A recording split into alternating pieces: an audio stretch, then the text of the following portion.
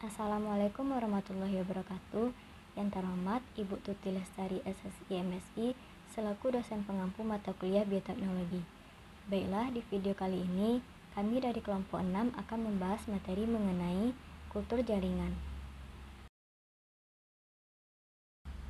Sebelumnya, saya akan memperkenalkan anggota dari kelompok 6. Yang pertama ada Rita Sari Fatimah dengan NIM 19231040. Yang kedua, Suci Ramadhani Arfi dengan NIM 19231093.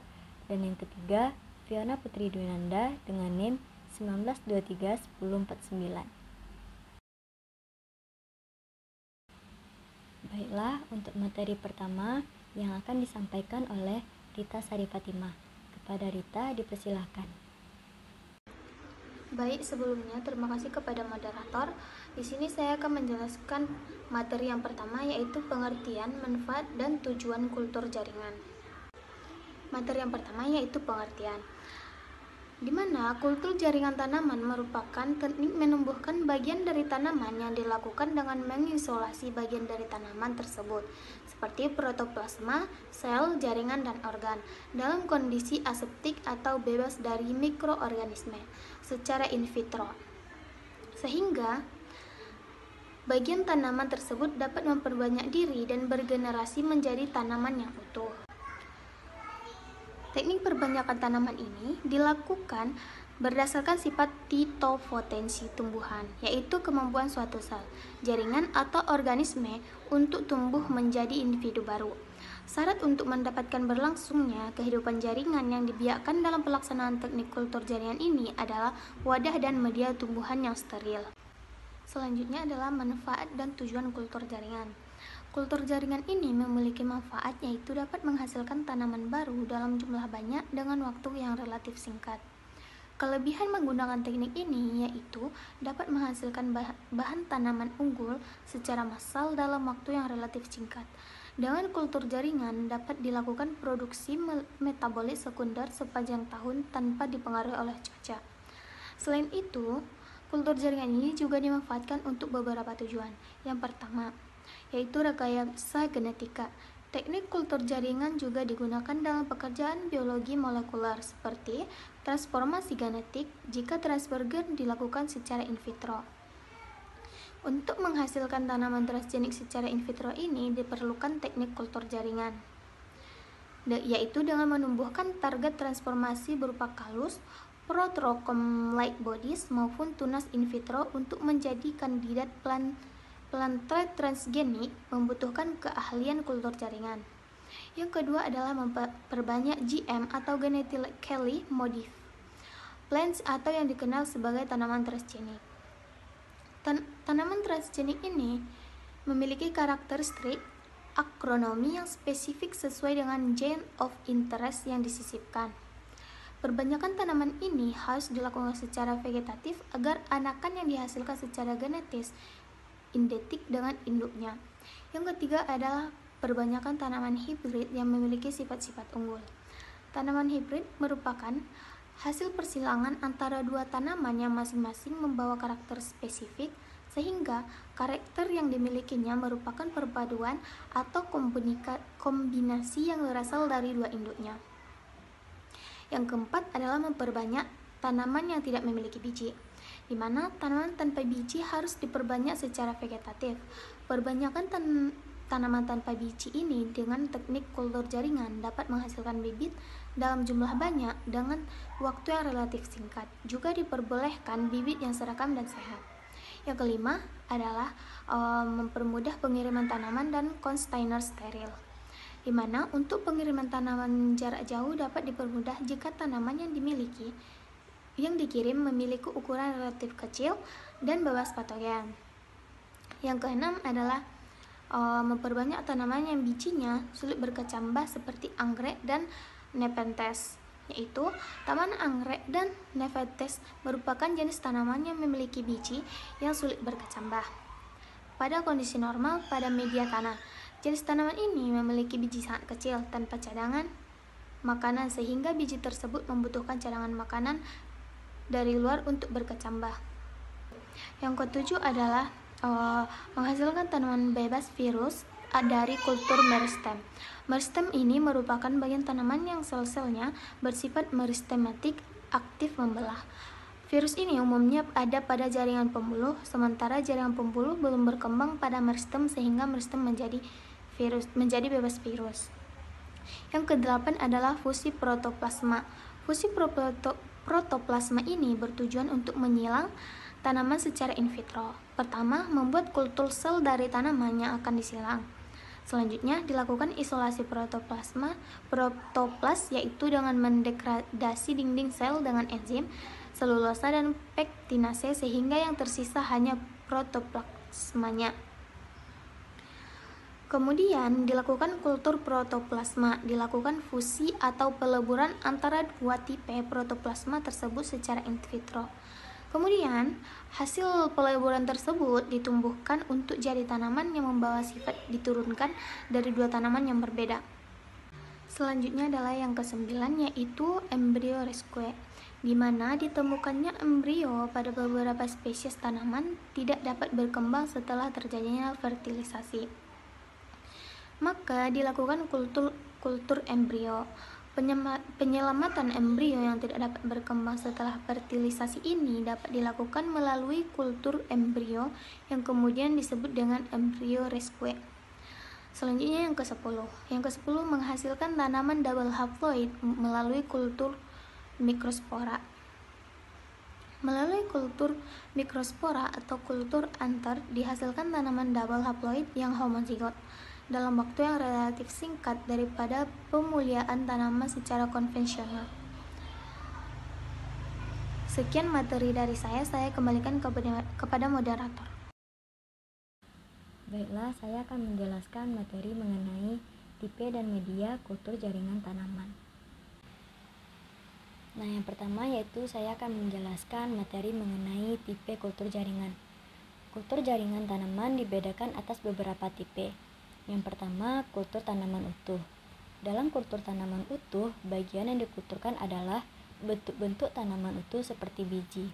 Proses pengkulturan ini mirip dengan persemaian pada biji. Nah, yang kedua, kultur embrio. Embrio diambil atau dipisahkan dari bagian dari biji lain. Embrio yang telah diisolasi dari biji, kemudian dikulturkan dalam medium yang telah dipersiapkan. Yang mana media berperan sebagai medsosperm biji yang dapat menyediakan nutrisi, vitamin, hormon, dan mineral yang dibutuhkan untuk perkembangan embrio.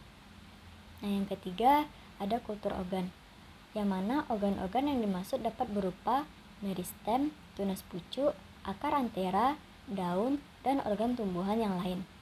Organ-organ tersebut diisolasi dari tanaman induknya, kemudian dikulturkan dalam medium yang sesuai. Bagian-bagian yang diisolasi dari tumbuhan kemudian disebut sebagai explant dan kulturnya disebut sebagai kultur explant. Nah, yang keempat ada kultur kalus. Apabila jaringan yang diisolasi merupakan jaringan terdiferensiasi seperti jaringan penyusun daun atau batang dengan manipulasi medium, maka jaringan tersebut dapat mengalami dediferensiasi atau kebalikan dari diferensiasi. Secara in vitro membentuk sekumpulan sel yang bersifat embryoid atau meristematik dan tidak terorganisasi. Kumpulan sel tersebut disebut sebagai kalus, dan kultur yang demikian disebut sebagai kultur kalus. Lain halnya dengan semikalus atau protocorm-like bodies atau PLB yang sering disebut sebagai protocorm. Protocorm-like bodies ini merupakan perkembangan lebih lanjut dari kalus, karena jaringan pada bagian permukaan sudah mengalami diferensiasi, sedangkan bagian dalam belum terdiferensiasi menjadi calon daun, calon tunas, atau calon embrio. Baiklah, selanjutnya saya akan menjelaskan materi mengenai media kultur jaringan. Komponen media explant yang ditumbuhkan secara in vitro pada media buatan membutuhkan hara untuk terjadinya morfogenesis dan pertumbuhan. Nah, berikut ini merupakan komponen dari media buatan. Yang pertama, hara makro. Hara makro merupakan unsur hara esensial yang dibutuhkan dalam jumlah banyak oleh tanaman. Hara makro terdiri atas nitrogen, fosfor, kalium, kalsium, magnesium, dan sulfur. Nitrogen adalah komponen dalam pembentukan protein dan asam amino dalam tubuh tanaman, serta elemen pada beberapa koenzim. Nah, yang kedua, hara mikro. Hara mikro adalah unsur hara esensial yang dibutuhkan dalam jumlah sedikit oleh tanaman. Hara mikro berupa ferum atau zat besi, manganes, zinc, kobalt, koper, dan molibdenum. Zat besi merupakan komponen sitokrom yang berperan dalam transfer elektron. Manganes adalah kofaktor enzim. Zinc berperan dalam sintesis klorofil dan juga merupakan kofaktor enzim. Kobalt adalah komponen beberapa vitamin. Koper merupakan kofaktor enzim dan berperan dalam reaksi transfer elektron.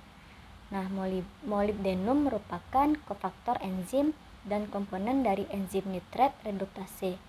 Hara makro dan hara mikro diberikan dalam bentuk garam inorganik. Nah, yang ketiga, gula. Dalam kultur in vitro, jenis gula yang umum digunakan adalah sukrosa dengan jumlah berkisar 2-3% atau 20 hingga 30 gram per liter media. Beberapa jenis gula lainnya selain sukrosa yang digunakan dalam media kultur jaringan adalah laktosa, galaktosa, maltosa, glukosa, dan juga fruktosa. Nah, gula berperan sebagai karbohidrat untuk respirasi karena tanaman kultur bersifat heterotrof. Dalam hal ini dapat dikatakan gula merupakan sumber energi yang digunakan sel tanaman untuk melakukan pembelahan sel. Nah, yang keempat, vitamin. Tanaman membutuhkan vitamin sebagai katalisator dalam proses metabolisme. Vitamin dimanfaatkan untuk pertumbuhan sel dalam proses diferensiasi dan jaringan yang ditanamkan secara in vitro. Jenis vitamin yang digunakan dalam kultur in vitro adalah tiamin, nikotinik asid, dan peridosin. Nah, yang kelima, myoinositol. Untuk menstimulasi pertumbuhan sel pada banyak spesies tanaman, perlu ditambahkan myoinositol, senyawa golongan karbohidrat pada media kultur dalam jumlah sedikit. Myoinositol ini akan terpecah menjadi vitamin C dan pektin. Senyawa ini memiliki peran dan pembelahan sel yang digunakan dalam konsentrasi berkisar 50 hingga 5000 ppm. Pada kultur kalus, tembakau hanya dibutuhkan tiamin dan myoinositol untuk pertumbuhan optimal kalus tembakau. Nah, yang keenam, zat pengatur tubuh atau ZPT. Terdapat dua golongan ZPT yang digunakan dalam kultur in vitro, yaitu auksin dan sitokinin. Rasio kedua golongan ZPT ini akan mempengaruhi arah morfogenesis yang terjadi pada kultur. Nah, rasio auksin yang lebih tinggi dari sitokinin akan menstimulasi terbentuknya akar, sedangkan rasio sitokinin yang lebih tinggi dari auksin akan menginduksi terbentuknya tunas. Jika auksin dan sitokinin pada konsentrasi yang sama atau rasio 1, maka akan terbentuk kalus. Nah, yang ketujuh, pemadat media. Penambahan senyawa pemadat bertujuan untuk membuat media menjadi padat maupun semi padat. Pemadat tersebut dapat berupa agar, agarose atau gelan gum. Agar dapat agarose digunakan dalam konsentrasi 0,7 hingga 1,7% atau 7 hingga 10 gram per liter media. Sedangkan gelan gum 0,2 hingga 0,6% atau 2,6 gram per liter media. Nah, yang ke-8 ada asam amino. Asam amino diperlukan untuk kultur sel dan kultur protopas. Tidak selalu harus ditambahkan pada media kultur. Penggunaannya secara tunggal atau campuran dari beberapa asam amino. Nah, asam amino menyediakan sumber nitrogen untuk pertumbuhan sel. Senyawa nitrogen ini lebih mudah diserap oleh sel tanaman dibandingkan sumber nitrogen dari garam inorganik.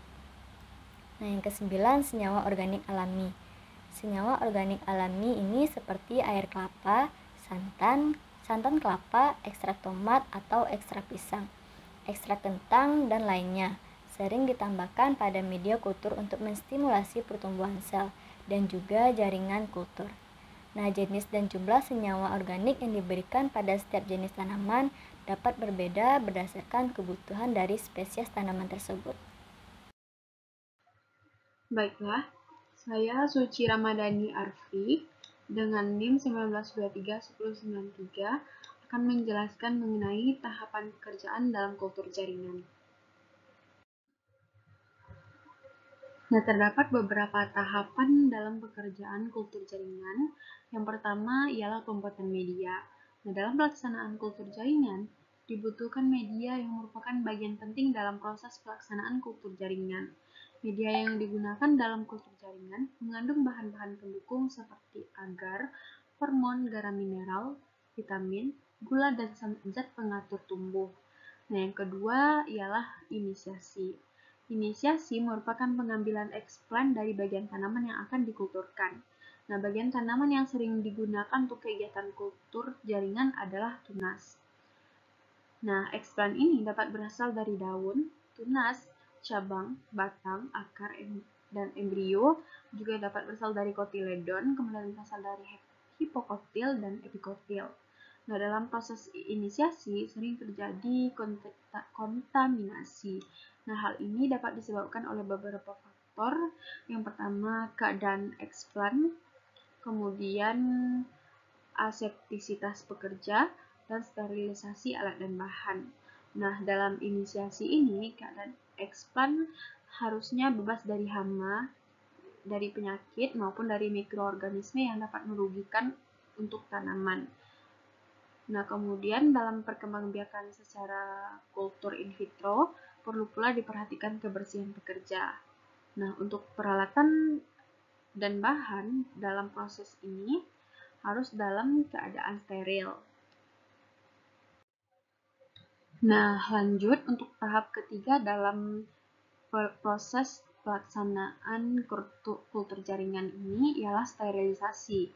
Nah, semua alat, bahan, dan kondisi laboratorium maupun eksplan, dan kemudian tempat inisiasi dan keadaan pekerja harus dalam kondisi aseptis. Nah, yang keempat ialah multiplikasi. Nah, tahapan multiplikasi dilakukan untuk mendapatkan jumlah plantlet yang lebih banyak dengan menanam eksplan pada media. Nah, multiplikasi dilakukan di laminar flow untuk menghindari kontaminasi yang dapat menyebabkan kegagalan dalam pertumbuhan eksplan. Nah, tabung reaksi yang telah ditanami eksplan diletakkan pada rak-rak dan ditempatkan di tempat yang steril dengan suhu kamar. Nah, selanjutnya tahapan yang kelima ialah pengakaran. Nah, pengakaran ini merupakan proses yang dilakukan pada tanaman yang bertujuan untuk membentuk akar pada tanaman yang dikulturkan. Pada fase ini, eksplan menunjukkan adanya pertumbuhan akar yang menandai bahwa proses kultur jaringan yang dilakukan mulai berjalan dengan baik. Nah, yang keenam merupakan proses aklimatisasi. Nah, pada aklimatisasi ini dilakukan proses pemindahan plantlet dari botol kultur ke lapangan. Nah, plantlet terlebih dahulu ditanam di dalam polybag agar dapat beradaptasi dengan lingkungan sebelum dipindahkan ke lapangan. Nah, selanjutnya mengenai keberhasilan dan permasalahan dalam kultur jaringan. Nah, keberhasilan kultur jaringan dipengaruhi oleh genotip tanaman dan media kultur. Nah, salah satu faktor yang mempengaruhi pertumbuhan dan morfogenesis eksplan dalam kultur in vitro adalah genotip tanaman tempat eksplan diisolasi. Nah, beberapa hasil penelitian menunjukkan bahwa respon setiap tanaman yang dieksplan sangat bervariasi tergantung dengan spesies tanaman. Nah, kemudian media kultur. Nah, perbedaan komposisi media, komposisi zat, pengatur tumbuh, dan jenis media yang digunakan akan sangat mempengaruhi pertumbuhan dan regenerasi eksplan yang dikulturkan.